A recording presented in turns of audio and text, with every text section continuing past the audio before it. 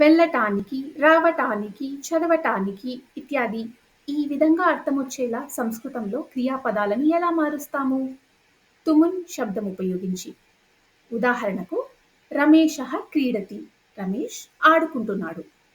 రమేషః క్రీడాంగణం గచ్చతి. రమేష్ మైదానానికి వెళ్తున్నాడు. ఈ 2 వాక్యాలను కలిపితే రమేష్ ఆడుకోవటానికి మైదానానికి వెళ్తున్నాడు. సంస్కృత అనువాదం ఏంటి?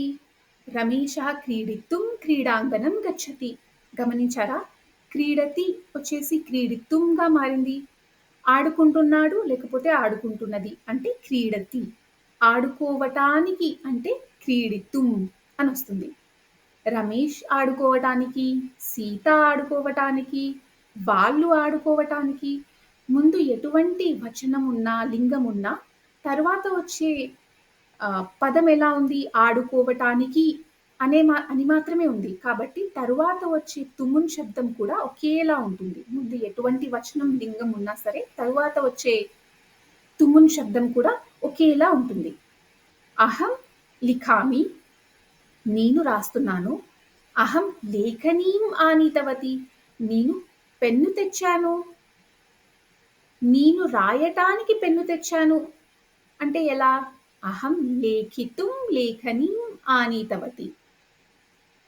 జనాలు నాటకాన్ని చూడటానికి ఇష్టపడుతున్నారు.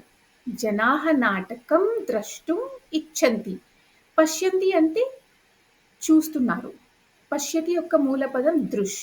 కాబట్టి చూడటానికి అంటే ద్రష్టుం అని వస్తుంది.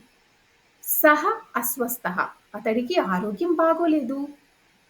కాబట్టి అతః కార్యం కర్తుం న శక్నోతి, పని చేయటం కుదరదు. సంగీతం శ్రోతుం, సంగీతం వినటానికి, శ్రోతుం మీరెక్కడికి వెళ్తున్నారు? భవాన్ కుత్ర గచ్చతి. ఇలా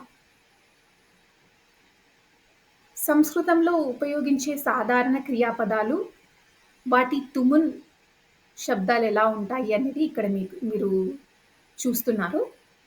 గచ్చతి అంటే వెళ్తున్నది లేకపోతే వెళ్తున్నాడు.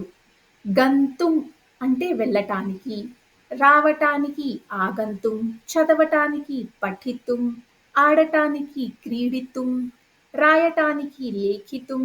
ఇలా చదవండి, మెల్లమెల్లగా సంస్కృతం నేర్చుకోండి. ధన్యవాదः.